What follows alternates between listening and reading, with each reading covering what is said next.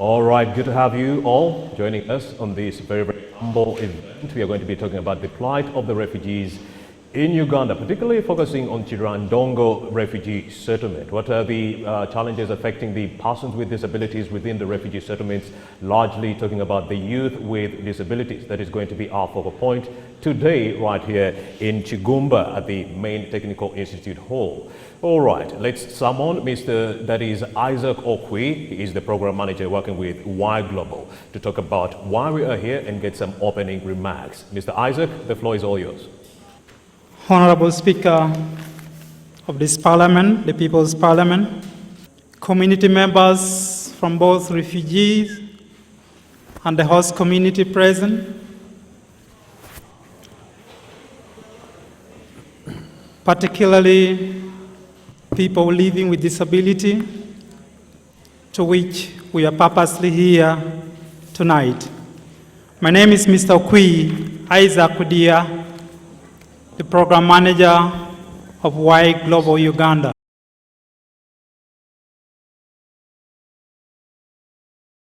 Y Global is a global movement that came from YMCA and YWCA, Young Women and Young Men Christian Movement. It is an international movement, and for the case of Uganda, it is named as Y Global.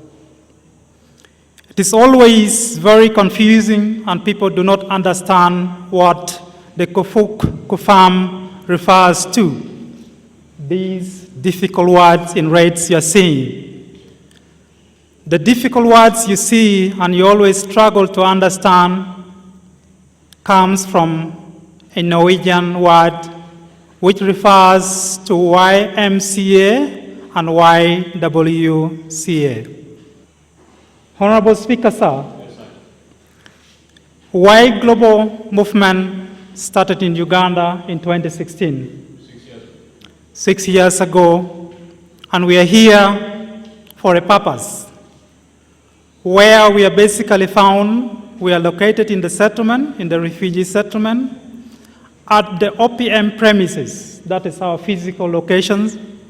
Honorable Speaker, in as far as program is concerned, we are concentrating our work in Chirandongo district, in both refugee settlement and in the host community, with 70% beneficiaries to come from the refugee communities, and then 30% beneficiaries to come from the host community. And in doing this, Honorable Speaker, we are guided by the 1325 and 2250 UN Security Council resolutions, which is on women, peace and security, and youth, peace and security. We are relevant to the community of Chirandongo in 4 major thematic areas. And this has to do with providing psychosocial assistance to people who are in need. These are people who are faced with the trauma. These are people who are faced with the psychosocial challenges of different nature. We also relevant to this community in the area of economic empowerment, whereby we give the youth support to make them be able to live on their own. These are done through vocational training, through providing livelihood supports to the youth, both women and men. We are relevant to this community in as far as promoting peace is concerned. And most importantly, we look into ensuring that there is inclusivity, and that is the together for inclusions of people with disability. And I think that, to me, is most important in as far as this debate is concerned. We want to understand there are challenges in as far as people with disability, but most importantly, the mental health challenges of people with disability. Y Global, as part of this campaign, we are committed to implementing the Global Disability Summit resolutions of creating awareness about the need of people living with disability. We are also interested in ensuring that we come out with the solutions, we come out with the response, we address the identified needs of people living with disability, so that they also consider themselves human in the society that they live with. As Y Global and all of us, we are interested that this platform, this debate, the national televised debate, should offer a platform for organizations of people living with a disability to engage with the different partners, to challenge and find a way to come out to deal with some of the challenges that these people are facing. It should give them opportunity to debate and discuss the social, political, and economic challenges of people living with disability and to come out with the important way forward to deal with some of those challenges. As Y Global, we are committed to work with our partners, and I'm happy to mention in specific to empower and strengthen the associations of people living with a disability. And in this regards, I would not fail to mention KIDA, that is Kiradongo Youth Development Association. That is a key partner or organizations for people living with disability. We will ensure that we continue partnership, and I want to call for all partners, including the government of Uganda, the government of Kiradongo district, that we need to build a concerted effort so that we're able to challenge, to champion the cause of redressing the needs, the challenges that people living with disability are facing in Kiradongo district for both refugees and the host community. Honorable Speaker, thank you very much. I was reading some literature and I noticed you did expedite a project around 2021 by Y Global in Chiriandongo Refugee Settlement. We'd like you to bring us up to speed with the details surrounding those projects, the phase 1 and the phase 2. Y Global, in its baseline studies, realized that there is a need for inclusive approach in addressing the challenges that people of Kiradongo is facing, including particularly the refugees. And on that ground, Y Global came out with an initiative to provide supports to people living with disability under a project called TOFI, that is Together for Inclusion. In this process, Honorable Speaker, we are happy to inform the House that we were able to identify the needs of people living with their disability and themselves in terms of their particulars. We registered them with the help of the Office of the Prime Ministers, other partners, and the district. And based on their need, we have been able to give them some supports in terms of assistive device. And several of people living with the disability were able to be supported through assistive device.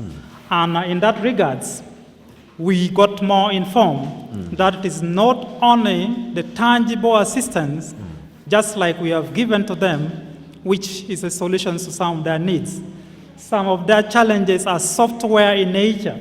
It has to do with the level of stigma that the community is facing. It has to do with the exclusions of these people in planning, in decision making, in their different places, could be at the family level or in the community. We do know that in 1954, actually during the era of colonialism, there was a Mau Mau rebellion in neighboring Kenya here. So the administration of the whites, the colonialists, did actually create Kiriandongo refugee settlement to bring in the Kenyans who were fleeing Mau Mau. Fast forward, we did also see in the preceding years the South Sudanese conflict also bringing most of the refugees coming into the country. The DRC conflict also saw some of the refugees also coming to the country. I'm talking about the 1990s moving forward and so forth. So we do have some refugees from Sudan, Southern Sudan, the DRC, Rwanda, Burundi, but the majority are from Southern Sudan. Am I right? So when you talk about mental health and psychosocial support systems for these young people with disabilities, what exactly do you mean, Isaac? What is happening, as far as the mental health of people with disability, generally we are conducting a study, an assessment to understand the challenges faced by people with disability, most importantly, their mental health. The preliminary results of the findings already shows that there is a gap. In as far as dealing with their psychosocial challenges, they are already refugees. By that fact, they are people in need, they are vulnerable. But this is a situation whereby the preliminary report that we have collected shows that they don't have a place where they can go in order to get specialized service. I see. First of all, it is very difficult to identify where they are for the services. Sometimes the services are there, but they don't have access to reach these services.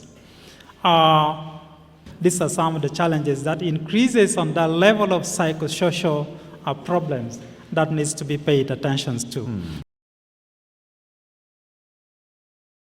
Thank you so much. Isaac Okwi is the program manager working with Y Global. Thank you so much, sir. Thank you.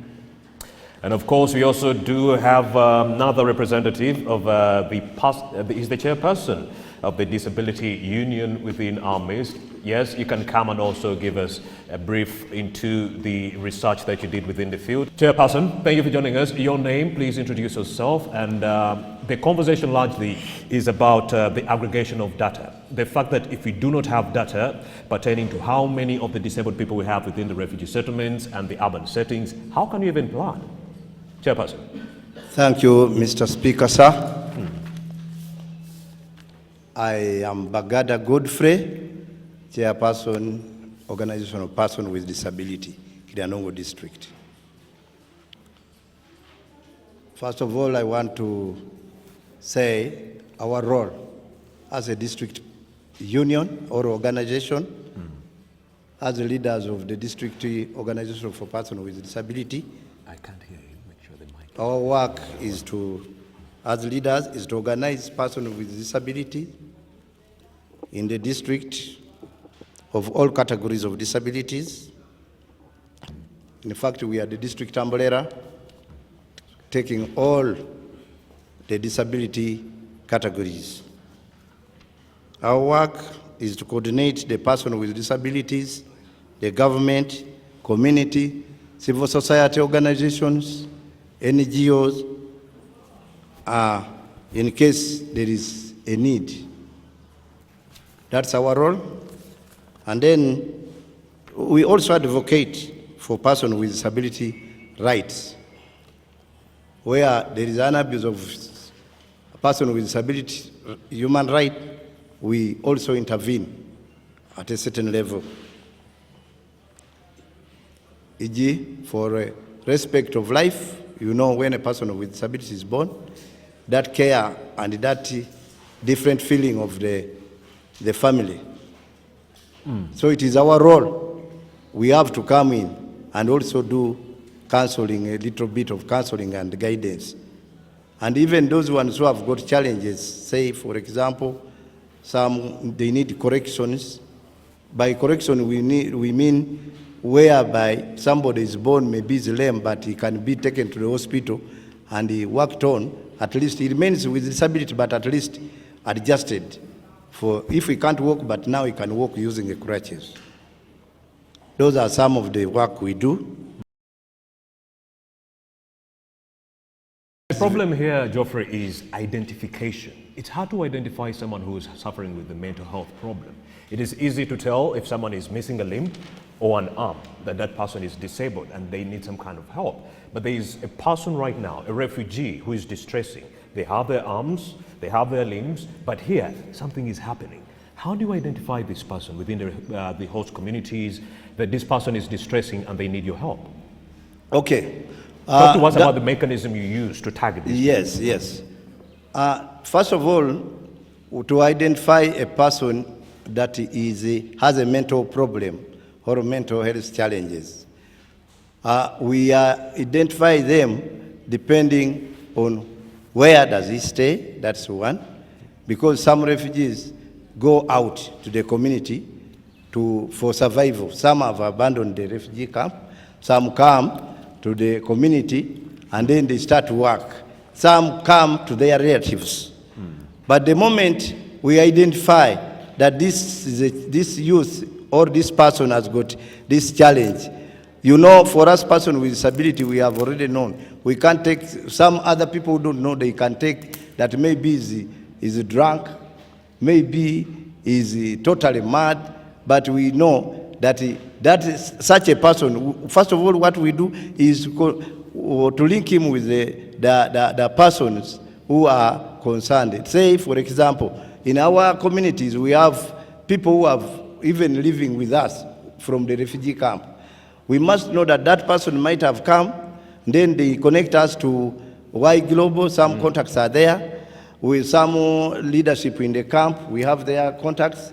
When we call, then they come and rescue or pick that person. That's what we do. Otherwise, there is no much what we do better than that. But again, the level differs. I might be there and then is maybe disturbing, what. That's where we call maybe police to help.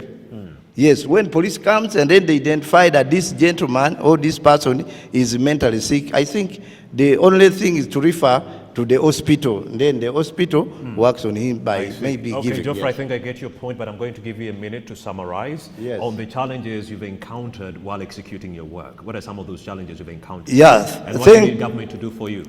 Thank you very much, Mr. Speaker. Yes. We have a number of challenges, but just as you know, for us as a district organization leaders and leadership, we have a challenge of having no office space. The way you see me walking, that's the chairperson. Although we work under the district community development office, but we don't have a desk there. That is our challenge. At least they promised us that they are going to give us an office space when the new structure so you do not is have finished. The capacity to do your work. So there is no capacity. We don't have funds. Coordinating is a challenge, and then we have a challenge of parents with all the community being negative. This is a very big challenge which the government must look into. Parents who are negative? We have another challenge is about children with disability. The challenge is the government has planned for UPE, USE, and then others. But a person with disability, the government is saying we have to go into integrated oral inclusion education. That one, there is still a challenge if we don't focus very well ahead of us. Thank you so much. Thank you, Mr. Speaker, sir. That is Geoffrey. He comes with a wealth of information. I like him already. All right. Thank you for that. And this is the first half of the People's Parliament. We are still here in Chiriandongo district, and we are talking about the plight of the refugees, especially youth with disabilities. Y Global since 2016 has been doing amazing work, courtesy of the Office of the Prime Minister, United Nations High Commissioner for Refugees. But of course, we need to do more for our dear refugees, especially the young people. We'll be right back right here on the People's Parliament. Welcome back, and many thanks for staying with us right here on the People's Parliament. We are in Chiriandongo district, and we are talking about mental health and psychosocial support for people with disabilities. Let's also bring in a representative from the Office of the Prime Minister. A lot has been talked about, and we need some kind of redress from the members of the government. So the representative from the OPM is going to be joining us in a jiffy to talk about that and the statistics on the PWDs and also the youth with disabilities in Chiriandongo refugee settlement. We remember we are talking about some 74,000 come through. We are talking about some 74,000 people within the refugee settlement. Initially, there were 60,000. So we are ideally summarizing and saying many gave birth, and that's why we're talking about 74,000 young people. Okay, here, Sergeant at Arms. We have the entire population which we host in Chiriandongo, which is 77 refugees at the moment, and of which there are 77 refugees in Chiriandongo district, Rajas Chiriandongo settlement. 77,000. All right. Of refugees, of which majority are South Sudanese, and the population settlement of the composition are majorly women, youth, and children.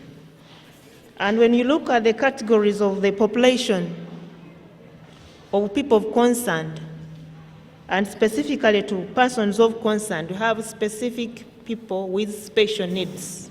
But when you look at the key areas of special needs people, we look at the settlement to the out of the 77 population, 1,000, we have 2,426.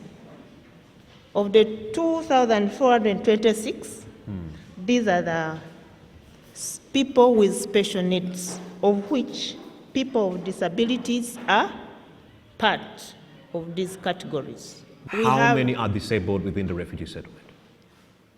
How many people are disabled? How many are grappling with disabilities? People we have in the settlement. I'm talking in terms of the settlement coverage, not people living in the host community. No. We are in Chiriandongo refugee settlement. Chiriandongo Yes. refugee settlement. How many are disabled and grappling with psychosocial problems? The people who are disabled and they need psychosocial support, among the people we have, of the 2,400 people with special needs, Nice. yeah? There is a difference. We categorize people with special needs, it is a range of lists. But specifically, if we're looking at only people living with disabilities, there are 205 Nice. within the settlement. But among these, we have special needs people, which needs close attention of psychosocial support, Yeah. which makes it 2,426. The majority. And of which these are the majority, the majority people with special needs, out of the 77,000. All right. Perfect. Go ahead. So Following. Let's talk about what you've done so far as OPM. For the 2,200 people grappling with special needs and the 205 grappling with various disabilities. for the 2,424, what we have supported as OPM is to settle them, to give them a home within Chiriandongo settlement, providing them with security, which is shelter, physical security, which work together with police, protection, which goes beyond shelter, protection of their mind through working together with partners, specific partners who are specialized to give these services. And this is derived from the current framework we're working with, that is Refugee Comprehensive Response Program, which looks beyond the person, physical appearance. We look at health, we look at the livelihood, we look at education. Education is important. Talk about that for the Education. ones with special On needs. education specifically, when you look at the refugee operation, we have already 68 students who are administered under Masindi School of Handicapped, who go for specialized education under that area. Because this is, in terms of health, we work with specialized people who take their measurements and they give them the right assistive devices which can support them to locomote, to Indeed. commute from one another, from one person to another. But how can you outcomes. help someone whom you do not know? We are getting information that some of these refugees come in, they don't go to the settlement, and in the host communities, they don't register with the local authorities. So how do you identify these individuals who do not want to be seen or even, identified? Identification of refugees, identification of illegal migrants who are settled in the host community. Because the refugee will be identified with us as OPM. A refugee is someone who's already been granted a refugee status. Then you are either an asylum seeker or a refugee. if anybody is staying with a person maybe from Congo, from South Sudan, from Rwanda, and is not known to us, he did not disclose that I want refugee asylum or status in Uganda, that one is not a what? A person of concern to us. And but those are how the do people we suffering work? silently. How do we work? We work together with police, we work together with local communities to report such cases. When it comes there, they know anybody who comes in Uganda is a refugee. All right, thank you so much. That was really, really great, and we shall call on to you again because you have a wealth of information that we need to tap into so that we understand the situation on the ground. Thank you so much. That's a representative coming in from the Office of the Prime Minister. Of course, she did hint that there's a member from security right here. After the break, we shall actually hear from you on the issue of insecurity within the refugee settlements. We've heard that the persons with disabilities are facing sexual abuse within the settlements. So we would like to know more that is being done by the members of the security to clamp down on these vices within the refugee settlements. Welcome back, and many thanks for staying with us right here on the People's Parliament. We are in Chiriandongo district, and we are talking about mental health and psychosocial support for people with disabilities, especially in Chiriandongo settlement and also the host communities alike. We do have the area MP, Mr. Lennox Ngompek, who's going to give us an account of how many of the people are distressing within the refugee settlements and also the host communities. Sir, the floor is all yours.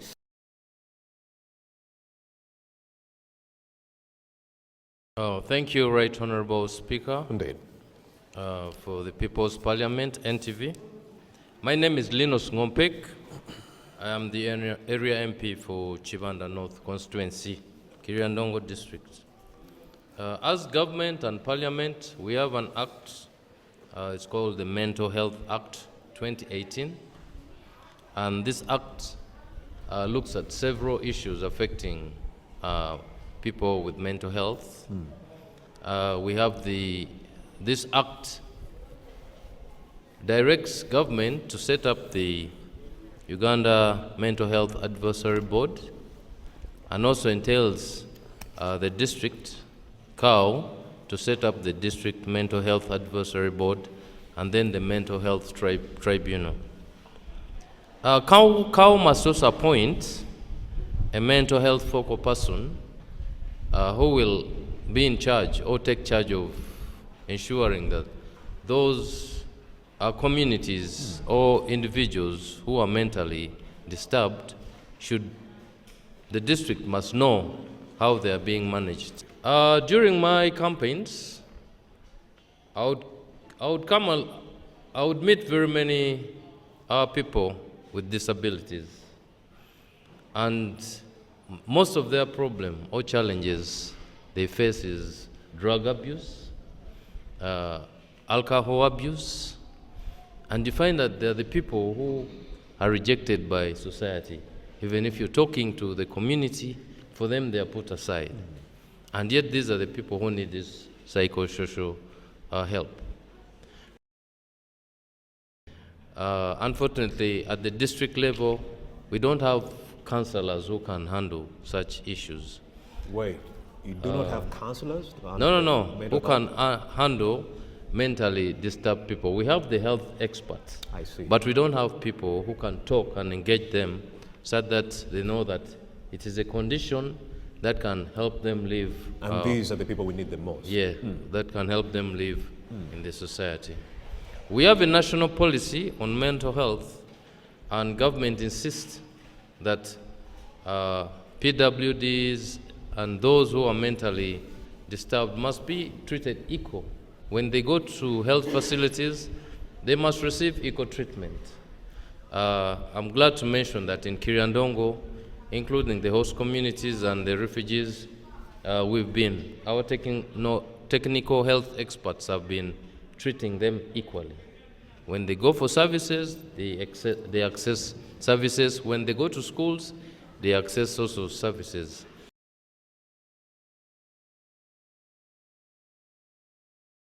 I'm on the Committee of Gender, and we are directly in charge of PWDs, the elders, and others.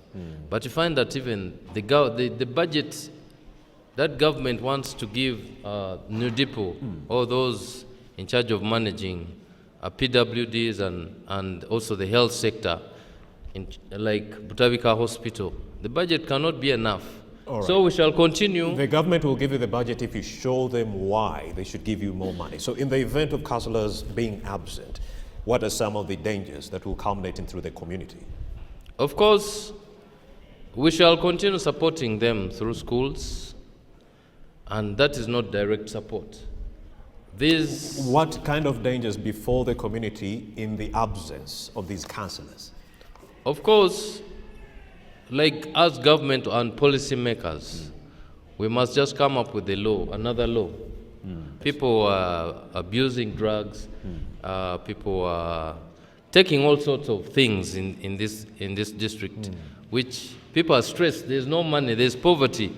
Even the PWDs are affected because when there are no resources or money in the pocket, you're mentally stressed. So all those are causes. Have you experienced high school dropout rates as a result of these young people being unable to receive psychosocial and mental health support? No. Our PWDs are in school, they are studying. Though we don't have specific schools that much, they are what they would become so in they are future. studying with those who are not but they are disabled. starting in our ordinary schools. I see. They are going to school. That one there's no challenge. There are no schools tailor-made for them, special No. schools. We don't have those ones Nice. yet. Go ahead. As Kiriandongo. But we have a school in Masindi that can take care of them, but parents don't have the capacity to support their students when they are out of the district. All right. Thank you. God bless you. The biggest factor here is the budget. A round of applause for the area MP.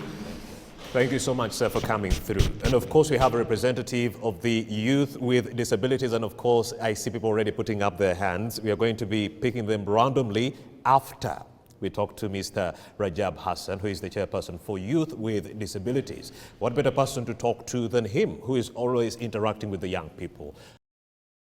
Rajab, let's talk about the problems affecting the youth with disabilities. Let's bring out the subject matter at hand. Thank you so much, Speaker. Indeed. Members of Parliament present, all protocol observed. To this evening or this afternoon, I'm glad to give some of the challenges that are being faced by youth with disabilities in regards to Kiriandongo.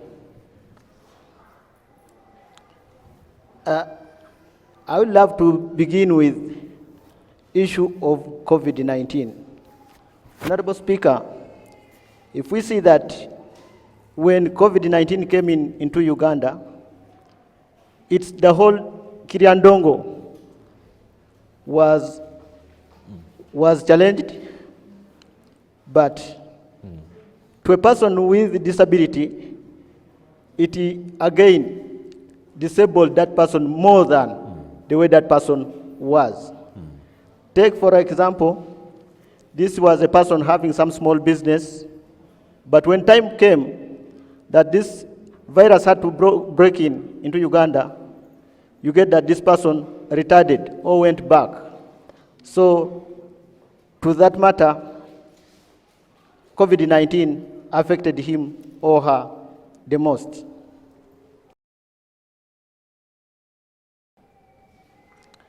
I go to the stakeholders. Honorable Speaker, if you see these OPDs, Organization of Persons with Disabilities, that they might love to help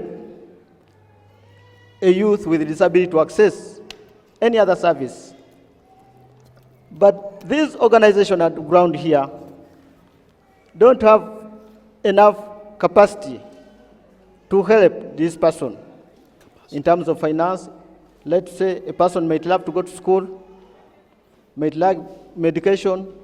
This is a person in the village, might love to access these services. So what examples of mental health and mental health problems have you seen within the communities? Yeah. Among youth with disabilities?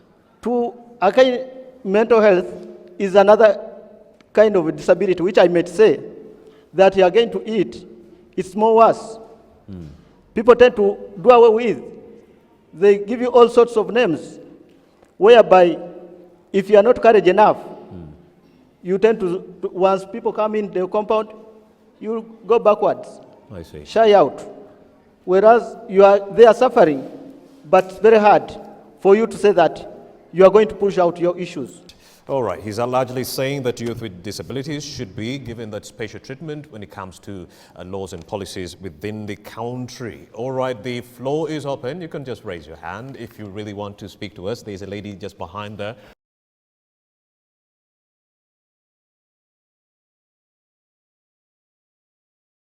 Only 2 minutes to each participant. Honorable Speaker Yeah. of this People's Parliament, Indeed. Protocol observed. My name is Nkoba Esther. I work as a district health educator and representing the district health officer. When we talk of mental health, I just want this house to realize that all of us are mentally sick. Indeed. It is only the degree which matters. And therefore, people with mental illnesses are outside there, very many, including the PWDs.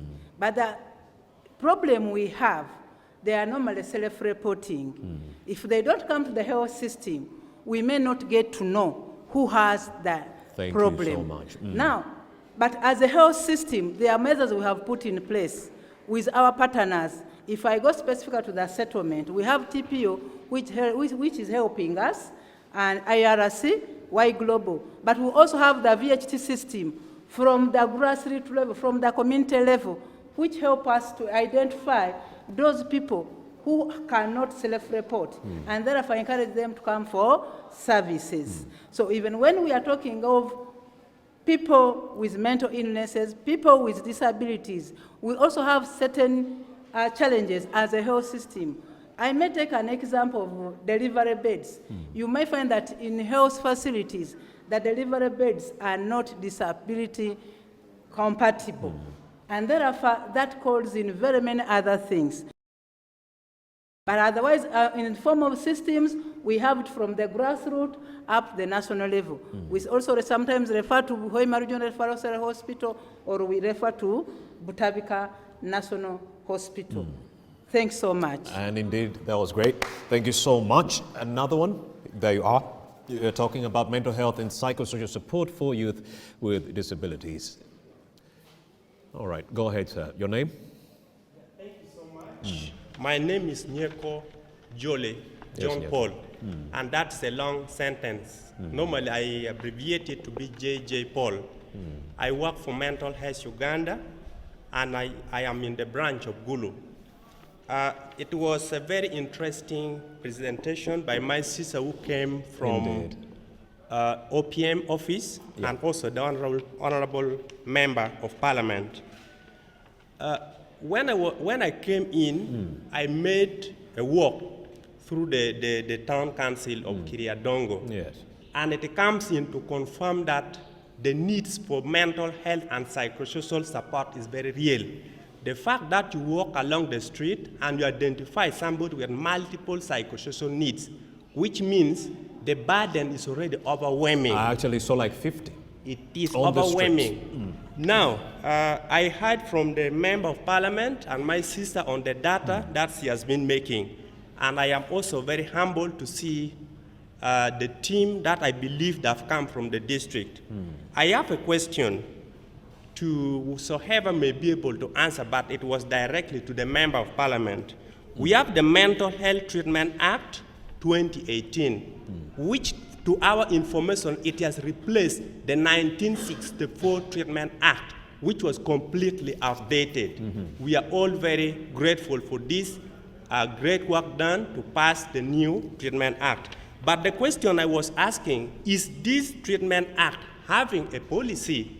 Because an act without a policy, it is not very easy to put it into practice. Then another thing I wanted to ask was about the budget allocation, because what I know, the government allocates 0.7% of the total health budget to mental health. And this goes mostly to Butabika National Referral Hospital. This brings me to a question of whoever will be able to answer for me in Kiriadongo district about the status of employment for specialized people who provide psychosocial services. because according to standard by public service order, it is to have a district representative for person with a district representative, a focal person for mental health. Then also at Health Center 3s, there is need to have a psychiatry nurse. So I don't know how the status look like with the burden I have seen in my life, following the street of Kiriadongo and not failing to identify someone with multiple psychosocial needs. So this is the question that I wanted to be clarified to me. And I am Honorable J.J. Paul from Bulu. Thank you. Thank you so much, J.J. Paul. And of course, the area MP Linus also mentioned the same issue. He said there are no counselors, there are no focal people, and he mentioned those were some of the challenges. There's a gentleman there, and then we shall go to the lady. Yeah, you're next. You're next after the gentleman. Gender equality. All right. Honorable Speaker. Yes, sir. And the members, I'm called Dennis Odwar, and I work with the National Union of Disabled Persons of Uganda, NUDIPU. Nice. Based in Kampala.